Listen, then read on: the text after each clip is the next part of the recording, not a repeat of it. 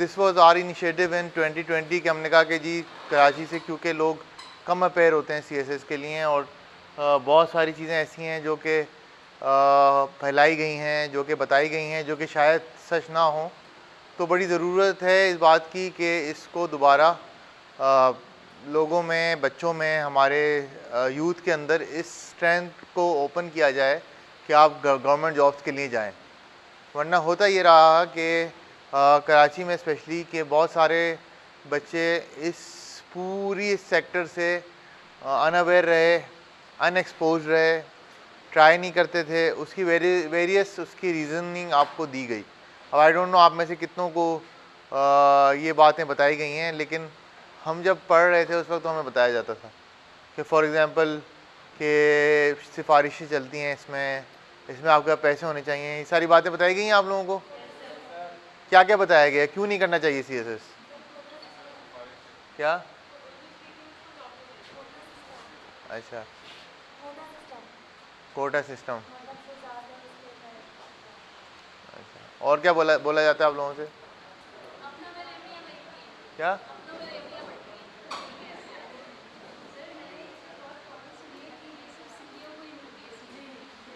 तो हम भी तो सिंधी हैं, सिंध में रहते हैं, क्या हो गया? क्या?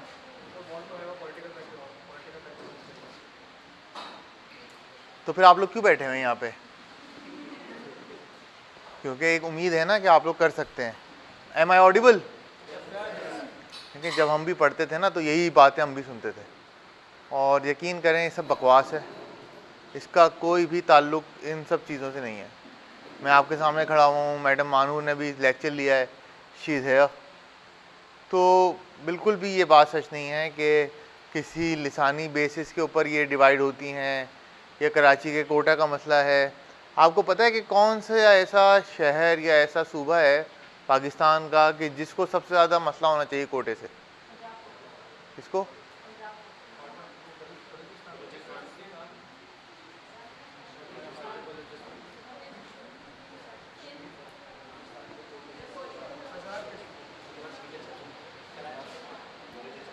कराची। कितने लोग समझते हैं कराची?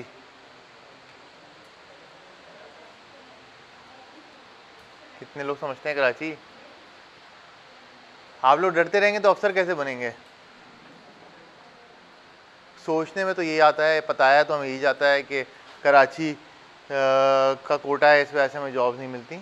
लेकिन फेडरल की जब बात करें तो जितना कंपटीशन पंजाब में है और जो उनकी पॉपुलेशन है उसके हिसाब से सबसे ज़्यादा मसला कोटे का पंजाब में है।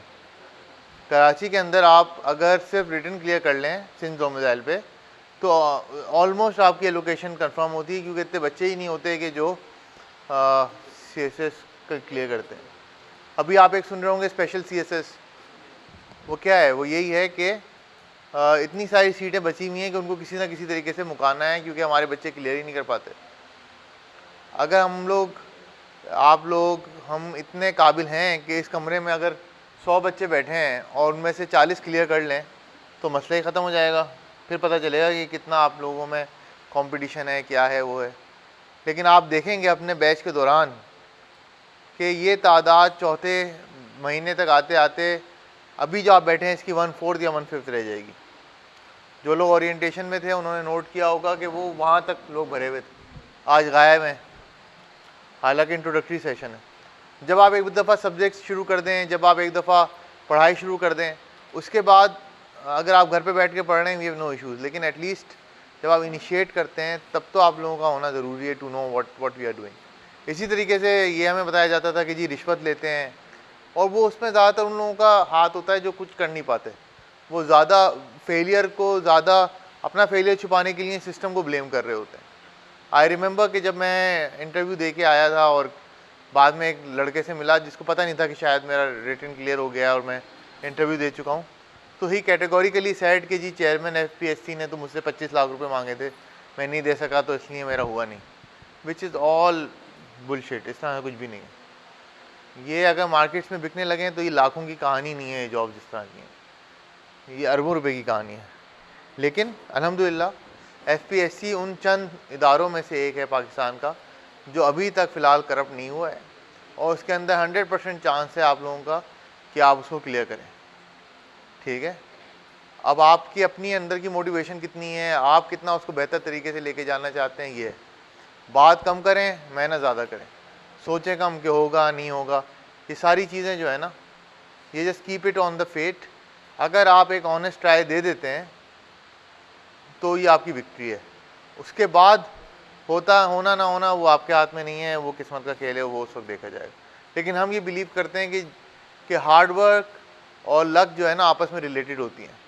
आप जितना ज़्यादा हार्ड वर्क करेंगे उतनी ज़्यादा आप लकी होंगे। ठीक है, अगर आप एक लाइन में 3 गलतियां कर रहे हैं ग्रामर की, तो आपको बहुत ज़्यादा लक चाहिए उसको ऐसे को क्लियर करने के लिए। लेकिन अगर आपकी इंग्लिश बहुत अच्छी है तो शायद आपको इतने लक की ज़रूरत ना हो, आपके पॉइंट ऑफ व्यू के ऊपर ही बात हो जाए। ठीक है, आपको पता है इसका स्ट्रक्चर क्या होता है CSS का? हाँ, कितने मार्क्स चाहिए, क्या करना है?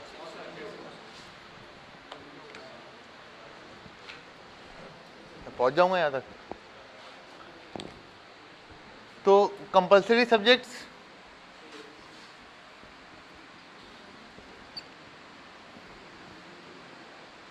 6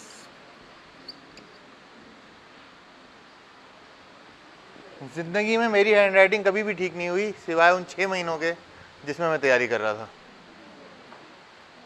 तो बस इन 6 महीनों तक अपने हालात को ठीक कर लें। उसके बाद जब पेपर दे के आएँ और आपको यकीन हो कि आप शायद दोबारा नहीं देंगे, जो कि मुझे था कि मैं दोबारा यकीन पेपर नहीं दूंगा, होता है हो, नहीं होता फिर देखा जाएगा। तो उसके बाद फिर आप इसी पे आ जाइएगा जो आपको दिख रहा है। ठीक है, तो 600 मार्क्स के कंपलसरी विथ, तो पहली बात ये कि आपकी हैंड राइटिंग बेहतर होनी चाहिए। आपने अपने एग्जामिनर को ईज़ देनी है कि वो सुकून से आपका पेपर रीड करे और आपको टाइम दे। अगर मैं हूँ और मेरे पास 1000 पेपर्स हैं और मैं अपनी नौकरी भी कर रहा हूँ, घर वालों को भी टाइम दे रहा हूँ, तो वो पेपर जिसके अंदर कार्टन पीटी ज़्यादा होगी, जिसकी राइटिंग अच्छी नहीं होगी, या जिसकी जो ऐसा होगा कि जो मुझे पढ़ने में मज़ा नहीं आ रहा होगा, तो I would not read it, I would just see it, skim through it and I will just go pass away. ठीक है, तो first thing first, you need to improve your handwriting. हमारे ज़माने में जो एग्ज़ाम्स की copy आती थी उनके अंदर लाइंस नहीं होती थी, तो हम इस चीज़ की भी प्रैक्टिस करते थे कि हम सीधा लिखें खाली पेज के ऊपर, विदाउट लाइंस वाले पेज के ऊपर। तो आप लोग भी वही करें, उससे राइटिंग बहुत बेहतर हो जाती है। ठीक है, so that is the first step that you will take, number 1। Number 2, आपके 600 कंपलसरी हैं और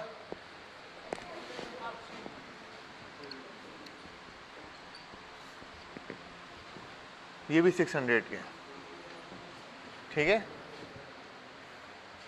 इसमें 1, 1 और 2 200 मार्क्स के होंगे और बाकी 4 और 5 आपके 100 मार्क्स के होंगे।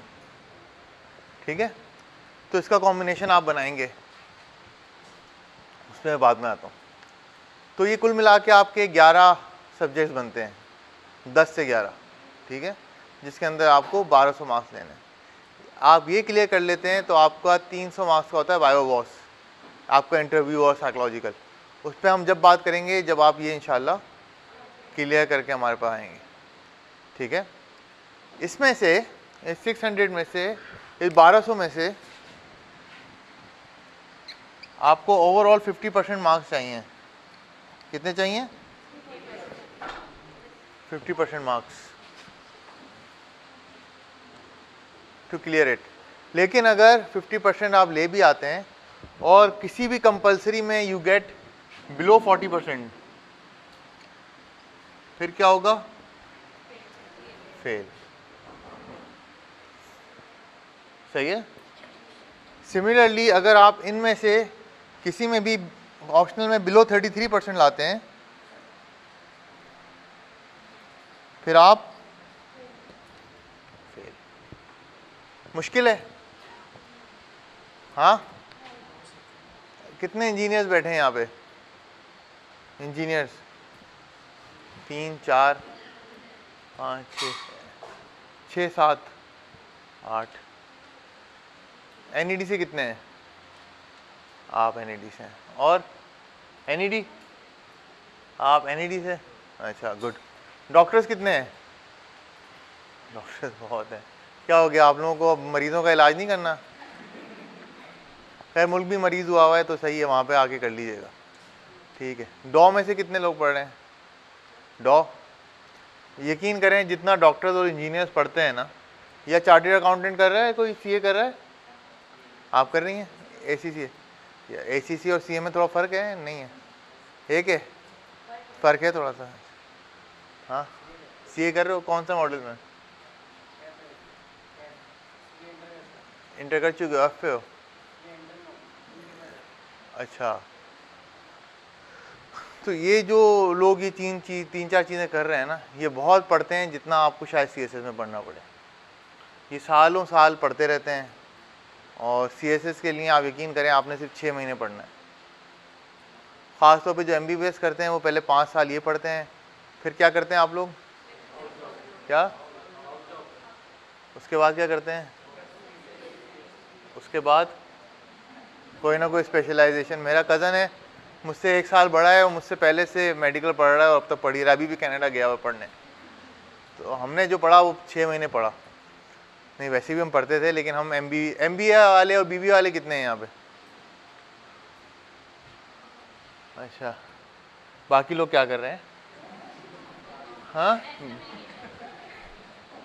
क्या कर रहे हैं? ठीक है। तो जो BBA वाले और MBA वाले हैं और जो BCom वाले हैं वो हमारी तरह ही हैं, वो एग्ज़ाम से थोड़ा दिन पहले पढ़ते हैं, ऐसे ही है। उनको अपनी हरकतें ज़रा सुधारनी पड़ेंगी, क्योंकि उनको पता चलेगा कि ये मेहनत क्या होती है। तो द थिंग इज़ कि आप लोगों ने you need to give 100% concentration to this now.